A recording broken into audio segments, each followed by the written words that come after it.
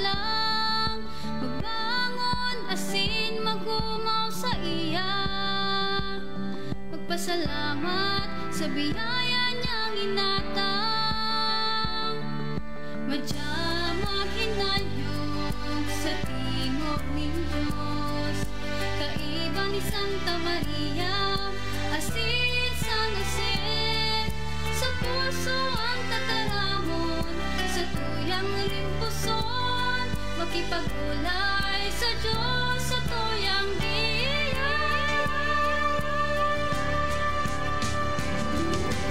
Diyos, baguan gapos,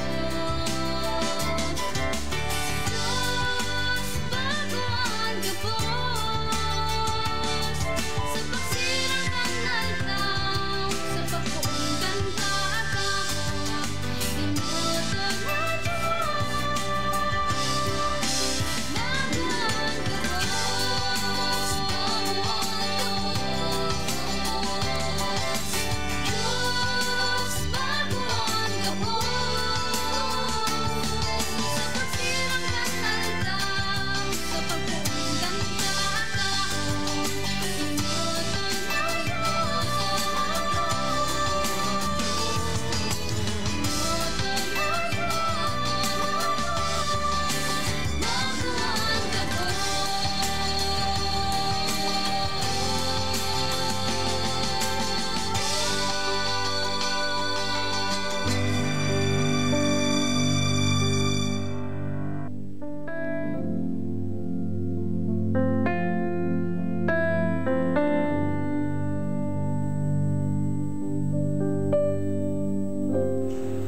sa ngarang kanama, Aki Espiritu Santo, Amen. Diyos na makakamhan, nagpapasalamat kami sa biyaya na itinao mo sumuya urog ng gayo sa regalo nin buhay na itinao mo sa aldaw na ini. Tabangi kami, asin tabangin maging maninigo na makapagsabuhay kan mga sa imo mga tataramo na samuyang mahihinan niyo. Lugod, sa samuyang pagbaklay, giyahan mo kami kaguranan na sintabayan. Inigabo sinahagad mi huli ni Kristo sa mong kagurangnan. Amen. Pagbasa sa libro ni Exodo. Sarong lalaki gikan sa pamilya ni Levi, nag-agom sarong babaeng Levita. Siya nangidam asin nangaki nin sarong lalaki. Kan mahiling niya na an aki magayon, tinago niya sa laog nin 3 bulan. Alagad kandainan nanggad matatago, kuminuanin sarong basket na huyo. Linahidan niya ito nin kalapati, asin ibinugtak duman an aki. Dangan, binayaan iniduman sa kagahuan sa pangpang nin salog. Saro niyang tugang na babae nagbantay sa harayo sa paghiling kung ano ang mangyayari sa iya. Nangyari na ang aking babae ni Paraon nagduman sa salog sa pagkarigos. Mantangan mga surugoon niyang mga babae naglalakaw sa pangpang. Nahiling niya itong basket duman sa kagahuan. Asin ta nagbuot siya nakwaw nito. Kan buksan ang basket, nahiling ang umboy na naghihibi. Naherak siya asin nagsabi, ini an aki kan mga Hebreo, ang tugang kan umboy. Ruminani sa aki ni Paraon asin naghapot, buot mo na ihanap taka nin babaeng Hebreo na maataman kan aki para sa imo. Asin ang aki ni Paraon nagsimbag, iyo lakaw. Luminakaw asin inapod an ina kan umboy. An aki ni Paraon nagsabi, daraha ining umboy asin atamana para sa ko, babayadan taka. Kinuha kan babae an aki asin inataman niya. Pagdakula kan aki, dinara niya duman sa aki ni Paraon. Inampon ini siring sa sadiring aki niya man sana. Asin nginaranan Moises. Hulit na sabi niya, kinuha ko siya sa katubigan.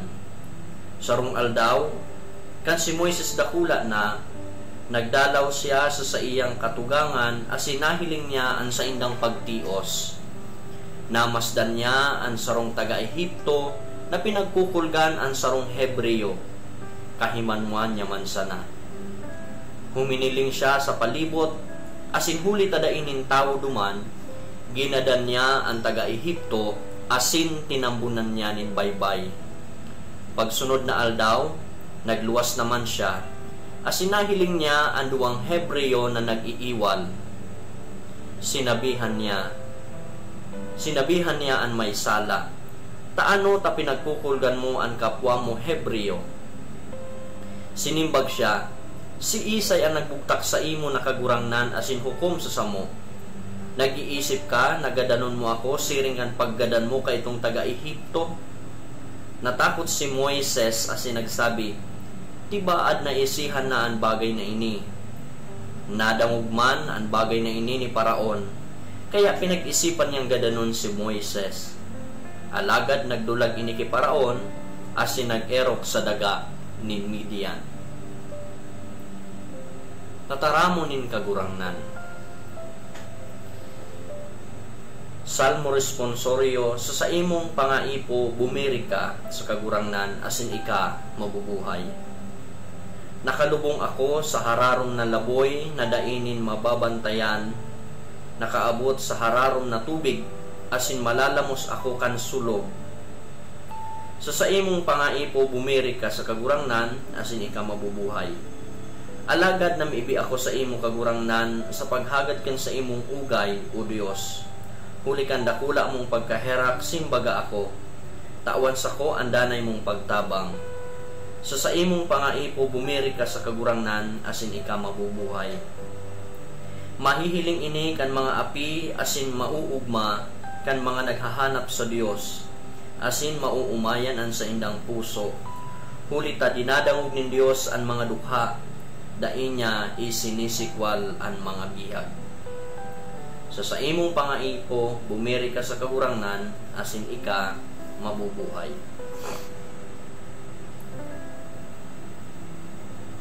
Pagrukyaw kan banal na ebanghelyo, susog sa surat ni San Mateo.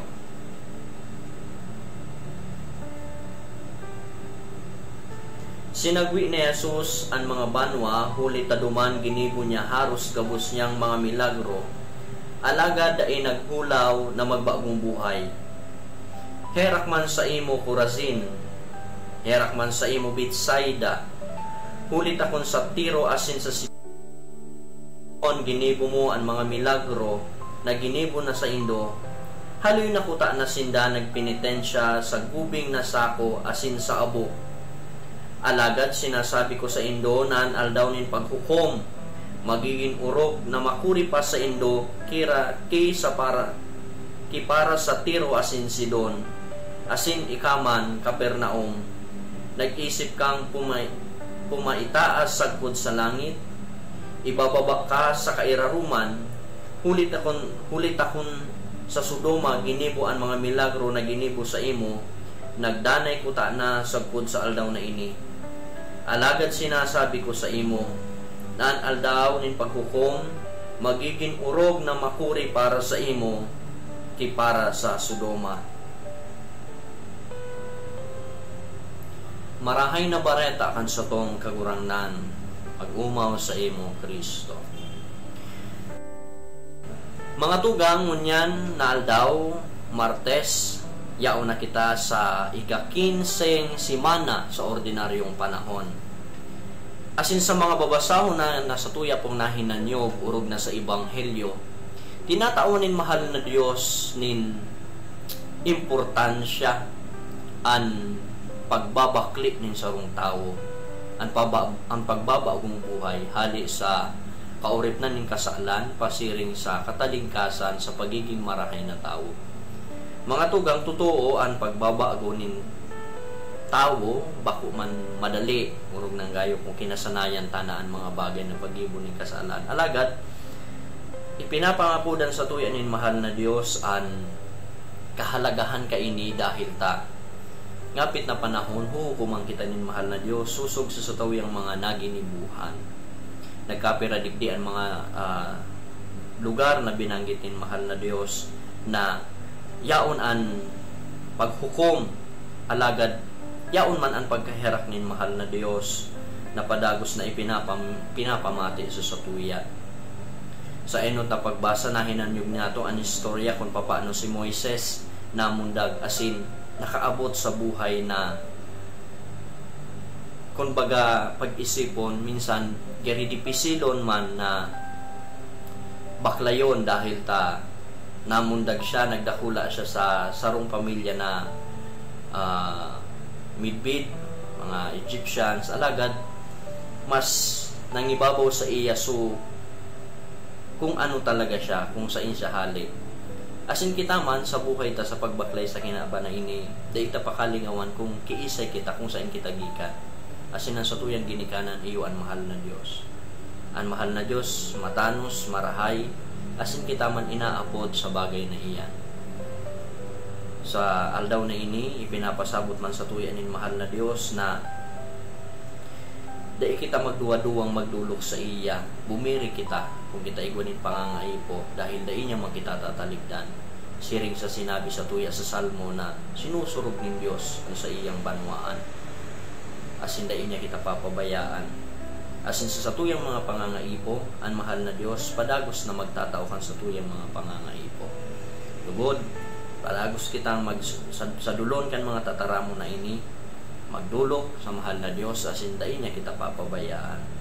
Minsan pa kita mga masumbikal, minsan kita para kasala, inaapod kita ng mahal na Diyos sa pagbabago. Asin sa kahuri-huri, inaapod kita sa kapakumbabaan. Dahil ang tao mo pakumbaba, iyon inilalangkaw ng mahal na Diyos. Amen. Mamibi kita. Kagurangnan, pinapasalamatan mi ka sa imong mga tataramon. Ini mga tataramon na ini, iwan sa muyang magiging kiyas sa muyang pagbaklay sa aldaw na ini. Dahil mo kami pagpabayaan kagurangnan dahil dahil kami nin madudulukan kung di ikasana. Dahil yaon sa imo ang mga tataramon ng buhay na dahil kasagkoran sagpod paman. Ni kabos sinahagad mi huli Kristo na sa mong kagurangnan. Amen. Bendisyonan man lugod kita ni Diyos na makakamhan. Ang Ama, Aki, Espiritu Santo. Amen.